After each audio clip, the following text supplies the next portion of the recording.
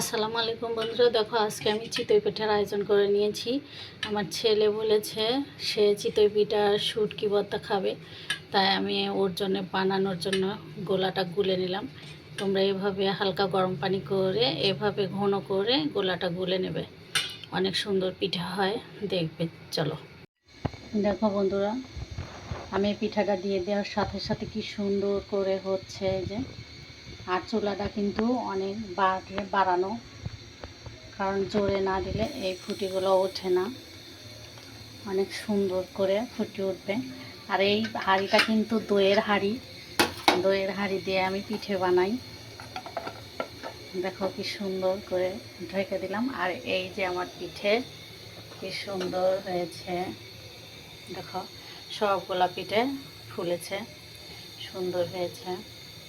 তোমরা এভাবে বানিও, খেতে অনেক ভালো লাগে। ভালো থেকো।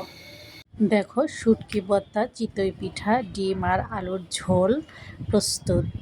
এখন খাওয়া শুরু হবে। চলো, আল্লাহ হাফেজ।